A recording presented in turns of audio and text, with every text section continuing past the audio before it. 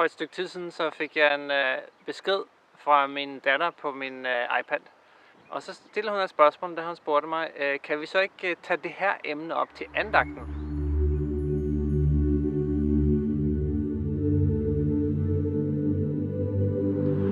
Det har nylig været Eurovision Song Contest, eller Melodi Grand Prix. Og sidste år var det Østrig, der vandt med en meget speciel mand. Conchita hed han.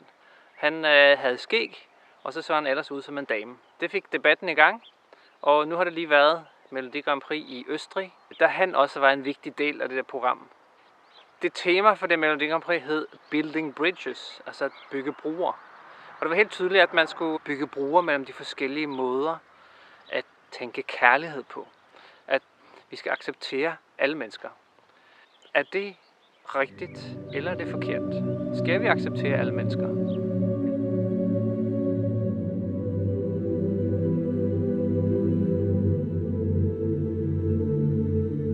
Min datter går på en kristen skole, og lige den her dag, så var det kommet til at tale om, at inde i klassen sagde, at hun kendte en, der var homoseksuel. Og så var læreren, som så er kristen, havde sagt, ved du, at de homoseksuelle kommer til at gå fortabt i helvede? Og det havde været en meget voldsom oplevelse. Og så har de talt om det, og det var meget sådan hårdt, at de homoseksuelle, de kommer til at gå fortabt. Min datter var blevet meget rørt over det her, og derfor sender hun sådan det her besked til mig og spørger, om vi kan kigge på det til andagten om aftenen. Selvfølgelig vil jeg gerne det. Men spørgsmålet er, havde den her lærer ret, den her kristne lærer, og er det Bibelens budskab, at de homoseksuelle går fortabt? Eller hvordan skal vi forstå det her?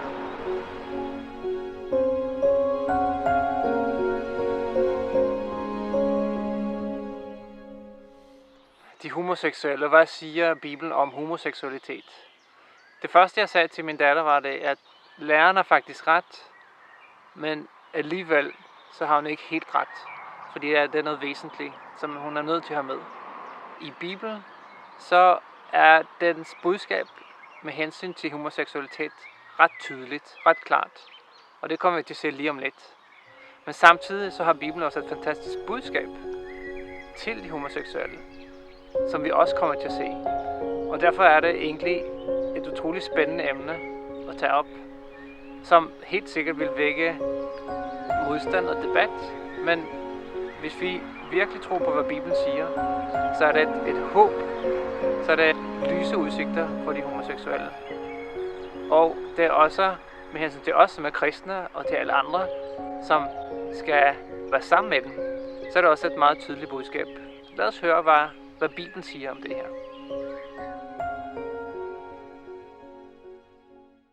Et af de første steder, vi kan finde, er i det gamle testamentet i det 19. kapitel i 1. Mosebog. Her er det historien om Lot, som bor i Sodoma. Gud han har lige været og tale med Abraham om, at Sodoma og Gomorra de kommer til at blive udslettet på grund af alt det forfærdelige, der foregår der. Alle de syndige ting, som foregår der. Altså mennesker var kommet så langt ud, at Gud han var simpelthen nødt til at stoppe det her, inden det kom for langt. Og der er det så, at to af hans sendebud kommer til Sodoma, og der bor den retfærdige mand Lot. Mændene i byen, de får at vide, at Lot har fået besøg. Og det der så står her i det 19. kapitel, i vers 4, så står det, næppe var de gået til ro, før huset blev omringet af mændene i byen. Alle Sodomas mænd, fra den yngste til den ældste, hver eneste en. De råbte til Lot, hvor er de mænd, der er kommet til dig i nat? Kom ud med dem til os, vi vil ligge med dem. Så her kan vi se, at de var kommet så langt ud, ifølge Bibels terminologi, så var de kommet så langt ud, at de faktisk ville ligge mænd med mænd. Og det var meget langt væk fra den plan, som Gud havde oprindeligt i skabelsen. Der skabte han manden og kvinden, og de to skulle være et. Det var altså Guds plan.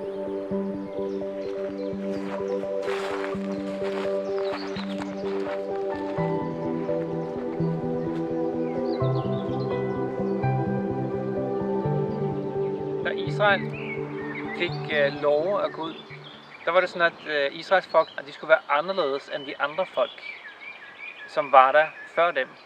Og anderledes, fordi at Gud han gerne ville vise, hvilken plan han havde med sit folk. Det var den plan, han havde, som menneskene egentlig skulle leve efter, de bud og de leveregler, som Gud havde givet, for det så ville det gøre dem godt. En af de regler, som Gud han så gav til sit folk Israel, det kan vi læse i 3. Mosebog, det 18. kapitel. Vers 22, så står det: Du må ikke have samleje med en mand, som man har samleje med en kvinde. Det er en vederstyggelighed. Så det med, at 2 mænd havde samleje med hinanden, og man kan også se andre steder, at 2 kvinder havde det, altså at leve i et homoseksuelt forhold, det var en vederstyggelighed for Gud dengang. Og jeg tror også stadigvæk, det er det nu.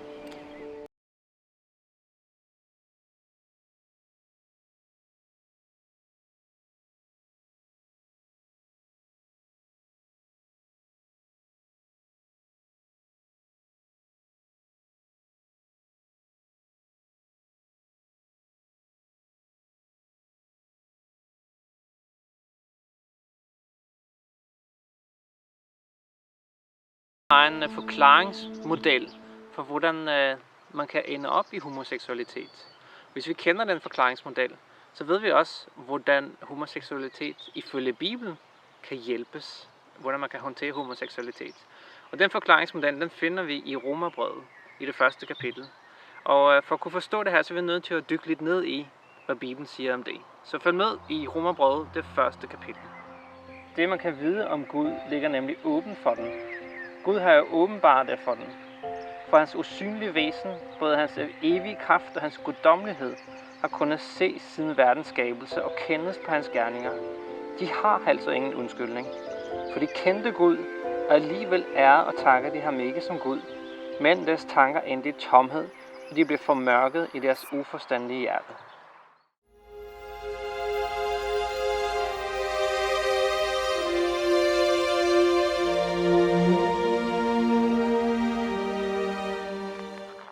Så det Bibelen siger er, at alle mennesker på et eller andet tidspunkt i deres liv vil vide, at Gud eksisterer.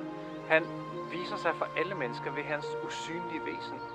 Og det kan ses i naturen, det kan ses rundt omkring. De har altså ingen undskyldning. Som mennesker generelt har ingen undskyldning for at sige, vi ved ikke, hvem Gud er. For Gud vil vise sig i deres liv på et eller andet tidspunkt. Men så står det, og alligevel ære og takke de ham ikke som Gud, men deres tanker endte i tomhed. Så det, der står her, det er egentlig det, at mennesker, hvis de ikke anerkender, at Gud han eksisterer, så vil deres tanker ende i tomhed. Og hvad det resulterer i, kan vi læse videre i de næste vers. De hævdede at være vise, men blev tåber, og de skifter den uforgængelige Guds herlighed ud med billeder i skikkelser af forgængelige mennesker, fugle, firbenede dyr og krybdyr. Derfor prisker Gud dem i deres hjertes begær til urenhed, så de indbyttes vandrede deres lemer. De udskiftede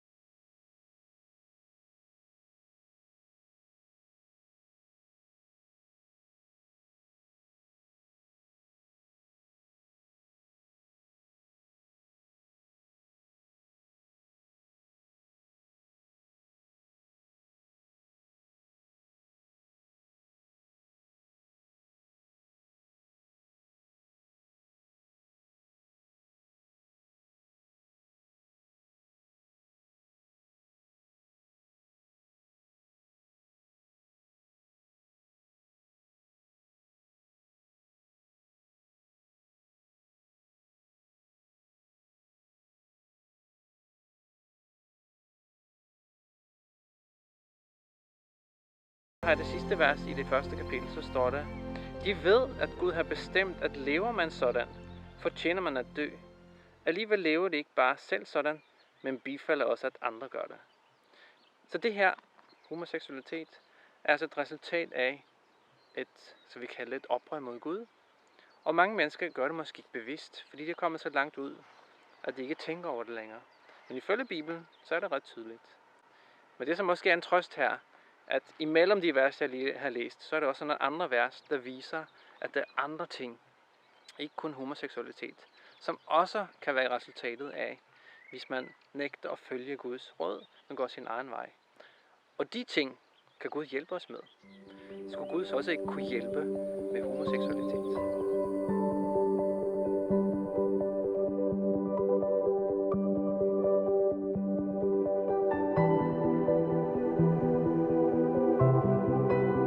Ved I ikke, at uretfærdige ikke skal arve Guds rige? Far ikke vil, hverken utugtige eller afgudstyrker eller ægteskabsbrydere, eller mænd, der ligger i med mænd, eller tyve, eller griske mennesker, ingen drukkenbolde, ingen spotter, ingen røver, skal arve Guds rige. Det er meget tydeligt, når vi ser, hvad Bibelen siger med hensyn til homoseksualitet. Som det står her, at ingen mænd, der ligger i med mænd, skal arve Guds rige. Men lad du også mærke til, hvad der ellers stod. Det her med, at mænd, der ligger i med mænd, blev sammenlignet med en masse andre ting. Og heller ikke de kommer til at arve Guds rige. For eksempel, som det stod her, utugtige, eller afgudstyrker, eller ægteskabsbrydere, eller mænd, der ligger i med mænd, eller tyve, eller griske mennesker. Ingen drukkenbolde, ingen spotter, ingen røver skal arve Guds rige. Så det betyder faktisk, at ingen mennesker har egentlig en chance til at arve Guds rige af sig selv. Vi kan kun arve Guds rige, hvis det sker en forvandling med os. Hvis vi får et nyt hjerte. Når det står i den sammenhæng, at mænd, der ligger i med mænd, altså homoseksuelle, er på samme niveau som alle de her andre, skal vi kalde det synder, så betyder det også, at de her ting kan vi ikke arve Guds rige med. Vi er nødt til at blive renset for det. Vi er nødt til at blive omvendt. Så siger det også mig, at det også kan gælde.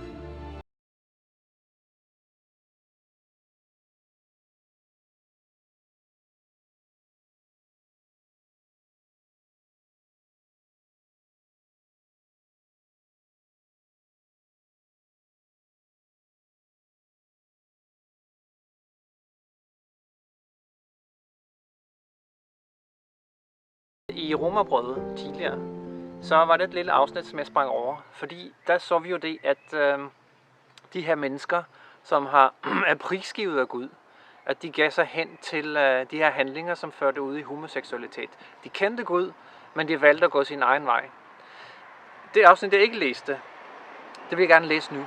Fordi det siger også noget om, hvordan Gud han kan hjælpe mennesker med mange forskellige problemer. Og der står, fordi de ikke regnede det for noget værd at kende Gud, prisgav Gud dem til en forkastelig tankegang, så at de gjorde, hvad der ikke sømmer sig. De blev opfyldt af al slags uretfærdighed, ondskab, griskhed, usselhed, fuld af misundelse, blodtørst, stridslyst, svig og ondsindighed. De løber med sladder, de bagtaler andre, de hader Gud, farer frem med vold, er håner fuld af pral, de finder på alt muligt ondt, er ulydige mod deres forældre, de er uforstandige, upålidelige, ukærlige, ubarmhjertige. Så det her er også et resultat af, hvis mennesker vælger at forlade Gud og gå sin egen vej, selvom de egentlig inderst inde ved, hvem Gud er. Det kan føre ud i homoseksualitet, men det kan også føre ud i mange andre ting. Hvem løber for eksempel ikke med sladder? Hvem er ikke en lille smule grisk en gang imellem? Har du ikke også lyst til at have noget, som dine naboer også har? Misundelse. De her ting, det er ikke efter Guds vilje. Man går fortabt, hvis man har de her ting i sit liv på dommens dag. Og som min datters lærer sagde, så de homoseksuelle, de vil gå fortabt i helvede. Jeg tror ikke på helvede på den måde. Jeg tror på, at det findes en dom til sidst. Havde hun ret så? De vil gå fortabt, men mange andre vil også gå fortabt. Men det er en løsning på problemet, og det er noget, vi vil kigge på nu. Og det er fantastisk.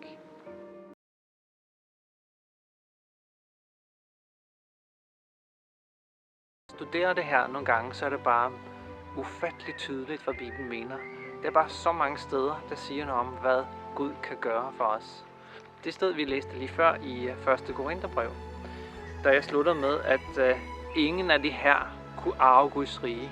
Ingen mænd, der ligger i med mænd, og heller ikke tyve eller griske mennesker eller drukkenbolde.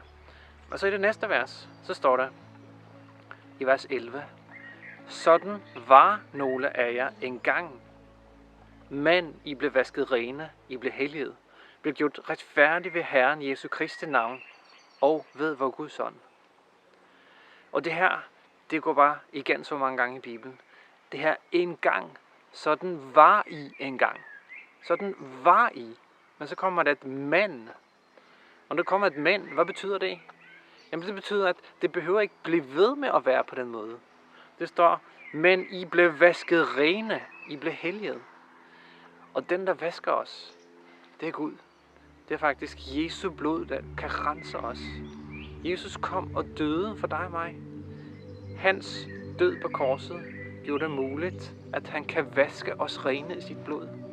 Det vil sige, at han kan fjerne synden i vores liv. Det er derfor han kom. For Jesus betyder faktisk, at han vil frelse os fra synd. Hvis vi har været sådan en gang, men blev vasket rene og blev helliget, så betyder det, at det er noget nyt, der starter. Et nyt liv faktisk. Og det gælder også mænd, der ligger i med mænd, eller homoseksualitet. Gud kan rense os fra det. Gud kan gøre os til et nyt menneske.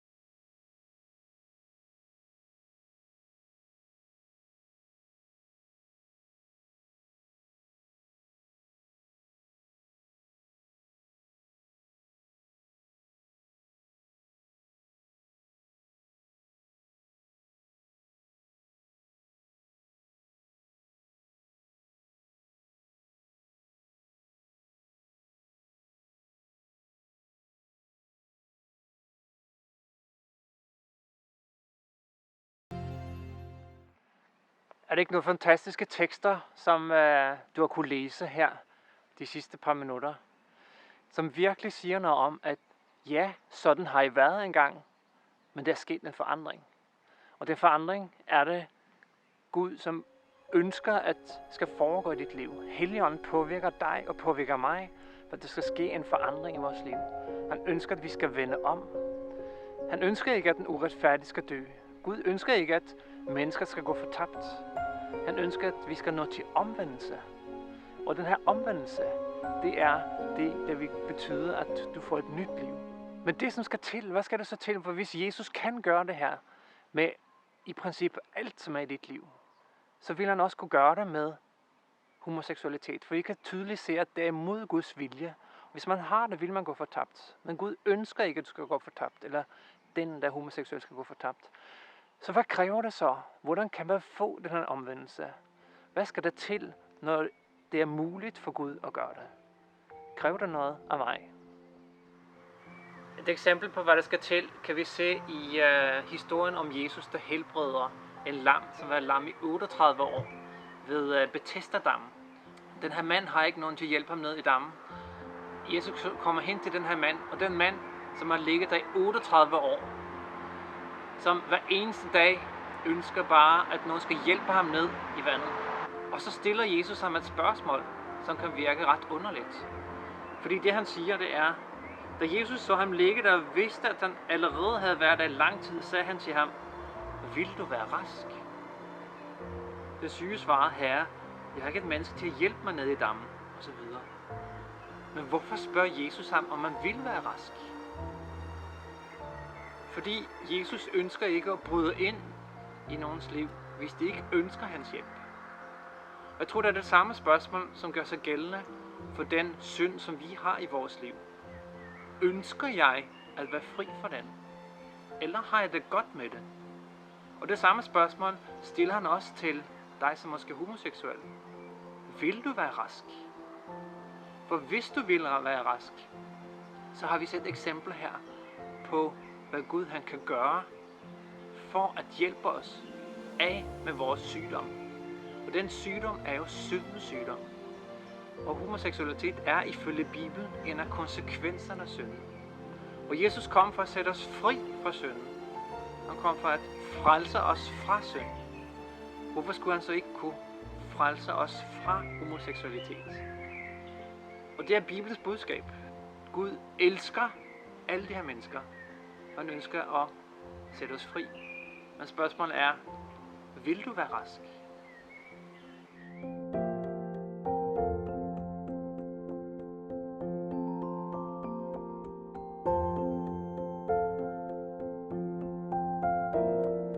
I begyndelsen af programmet så stiller jeg også spørgsmålet om det er rigtigt, at vi skal acceptere alle mennesker. I forbindelse med Melodi Grand Prix for eksempel. Skal vi acceptere de homoseksuelle? Skal vi tage hånd om dem? Der er nogen, som begynder at snakke kristne, men fordi at Bibelen siger, at homoseksualitet er forkert, så skal vi næsten ikke have noget med dem at gøre. Men det er jo totalt imod, hvad Jesus ønsker. For Jesus ønsker, at alle mennesker skal blive frelst. Han ønsker, at vi skal vise Guds kærlighed. Han ønsker, at vi skal vise, hvad Jesus han også gjorde. Da Jesus gik omkring på jorden, så sagde han, at han var ikke kommet for at frelse retfærdige, men for at frelse syndere. Det var noget, som farisæerne de reagerer på. Hvorfor går han rundt med de her syndige mennesker? Og jeg kan forestille mig, at det måske også har været nogle homoseksuelle, uden at Bibelen beskriver det. På samme måde, som Jesus kunne helbrede for sygdommen. På samme måde, som han kunne drive dæmoner ud. På samme måde, som han kunne vække op fra de døde. Så vil Jesus også kunne give nyt liv. Et nyt åndeligt liv. Et nyt fysisk liv til dem, der ønsker det. Vil du være rask, blev det sagt tidligere. Og det kan Jesus gøre. Så selvfølgelig skal vi acceptere de her mennesker. Og tage hånd om dem. Og vise dem kærlighed. Jesus accepterer os ikke, som vi er. Han vil gerne tage imod os, som vi er. Men han elsker os for meget til, at vi skal forblive, som det vi er. Han vil forvandle os til noget nyt. Han ønsker, at vi skal vende om. Han ønsker, at du skal vende om.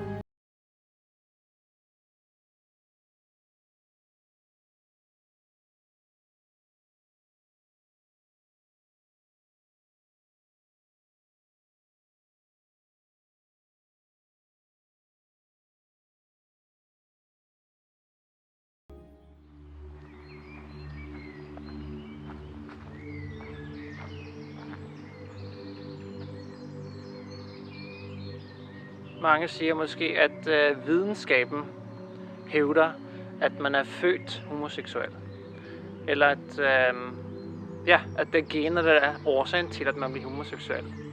Det kan godt være, det er ret. Måske er du født som homoseksuel, og kan ikke gøre for det.